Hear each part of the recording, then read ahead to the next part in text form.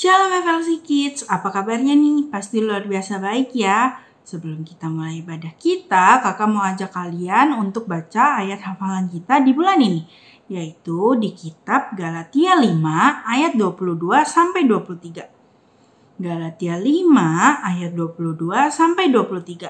Yuk kita baca sama-sama ya. 1, 2, 3. Galatia 5 ayat 22-23. Tetapi buah roh ialah kasih sukacita, damai sejahtera, kesabaran, kemurahan, kebaikan, kesetiaan, kelemah lembutan, dan penguasaan diri. Saatnya kita mulai ibadah nih adik-adik. Yuk kita bersatu di dalam doa terlebih dahulu. Kakak yang pimpin ya, lipat tangannya, tutup matanya. Tuhan, terima kasih atas berkat-Mu hari ini kepada kami semua, sehingga kami dapat berkumpul kembali di rumah kami masing-masing menonton video siaran ini ya Bapak. Tuhan, sebentar kami akan mendengarkan firman-Mu. Tolong bantu kami, tolong jaga kami, tolong bantu kami untuk mengerti ya Bapak. Memahami setiap isi dari firman-Mu yang akan disampaikan ya Bapak. Tuhan, ajar kami untuk duduk diam dengar-dengaran ya Bapak. Kami serahkan semuanya ke dalam tangan-Mu ya Bapak. Karena hanya di dalam nama Bapa, Putra dan Roh Kudus, dalam nama Tuhan Yesus Kristus, kami telah berdoa dan mengucap syukur. Haleluya. Amin. Selamat mendengarkan firman Tuhan adik-adik.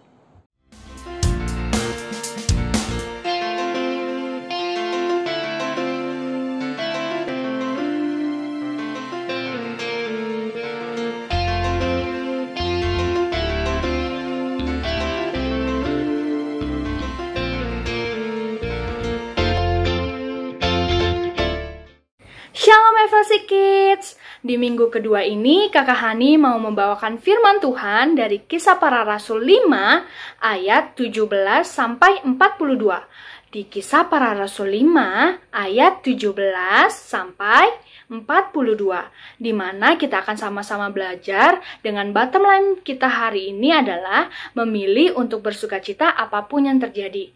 Nah, sebelum itu kita mau sama-sama lihat video yang satu ini dulu ya. Cerita tentang Alkitab, para rasul dan pemuka agama. Ini adalah para rasul. Halo. Mereka adalah pengikut Tuhan Yesus saat Tuhan Yesus masih di bumi. Ketika Tuhan Yesus naik ke surga, Tuhan menyuruh Roh Kudus untuk menolong mereka. Mereka memberitakan tentang Tuhan Yesus ke semua orang, bahkan melakukan mujizat-mujizat. Orang yang sakit disembuhkan. Mereka terus menceritakan tentang Tuhan Yesus ke orang banyak. Bahkan orang-orang mulai percaya dengan Tuhan Yesus. Tetapi para pemuka agama tidak suka. Mereka cemburu.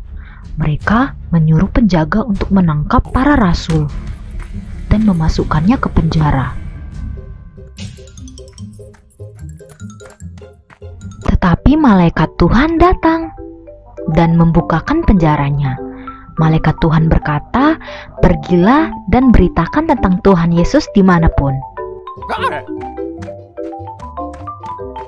Seperti yang malaikat Tuhan perintahkan, para rasul kembali memberitakan Injil Tuhan Yesus.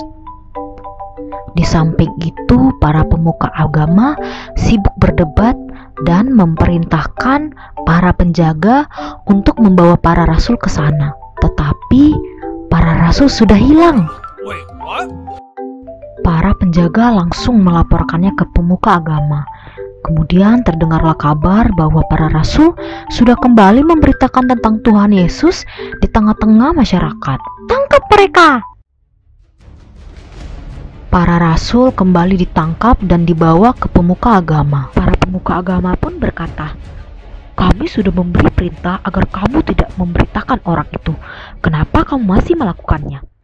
Iya sih, tapi Tuhan berkata kita harus mentaati perintah Tuhan dibanding manusia. Tuhan Yesus telah disalibkan, tetapi sekarang Tuhan sudah di surga. Tuhan Yesus disalibkan agar kita bertobat dan dosa kita diampuni. Hal tersebut membuat pemuka agama marah. Mereka memutuskan untuk membunuh para rasul. Tetapi datanglah seorang rabi bernama Gamaliel.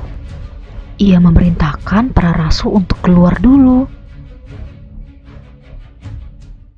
Teman-teman, membunuh para rasul tidak akan merubah apapun, malah akan membuat masalah. Kenapa tidak kita lepaskan saja mereka?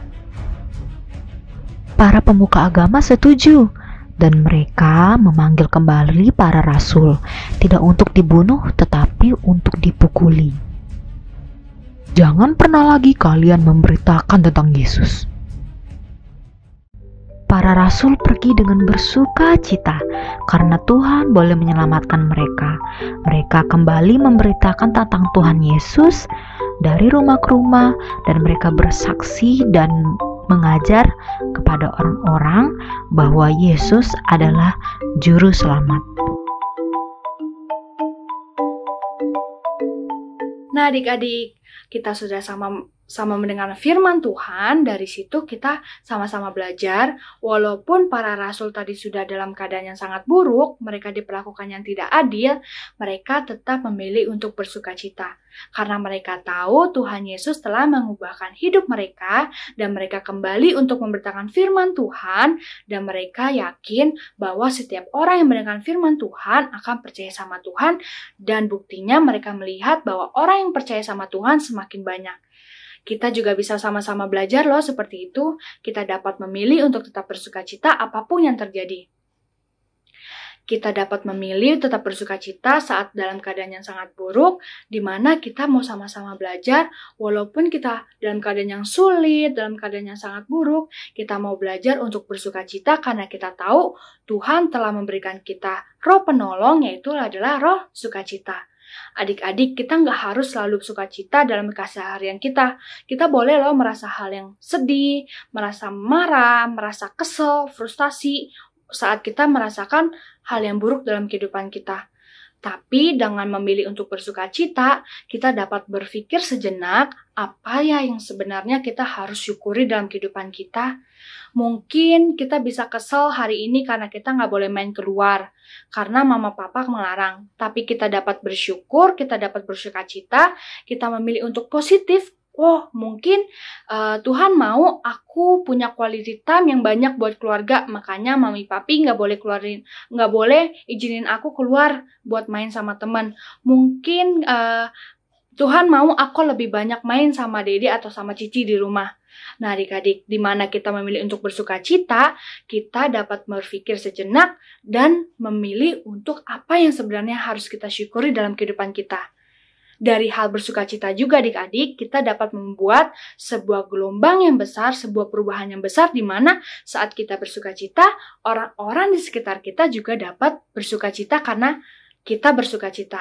Nah adik-adik, siapa yang mau sama-sama tetap bersukacita, apapun yang terjadi dalam kehidupan kita, yuk kita mau sama-sama berdoa, sama-sama minta bantuan Tuhan untuk kita dapat melakukan hal yang seperti yang para rasul itu lakukan. Yuk kita mau lipat tangan, kita mau tutup mata, kita mau berdoa. Tuhan Yesus, terima kasih buat hari ini. Tuhan telah pimpin firman Tuhan. Biarlah apapun yang telah kami dengarkan pada hari ini, kami dapat melakukan dalam kehidupan kami sehari-hari. Tuhan, kami mau minta tolong, kami mau minta bantuan Tuhan untuk tetap melindungi kami dimanapun kami berada. Dan Tuhan bimbing kami saat kami ingin belajar sesuatu firman Tuhan dalam kehidupan sehari-hari kami. Seperti kami mau belajar untuk bersukacita apapun yang terjadi. Terima kasih Tuhan, biarlah doa ini Tuhan kami panjatkan ke dalam tangan-Mu. Hanya di dalam nama Tuhan Yesus sama-sama kita katakan amin. Nah adik-adik, kita sudah dengar firman Tuhan, kita sudah selesai ibadah, sama-sama kita mau nanti malam kita ketemu di small group ya. Happy Sunday and God bless you.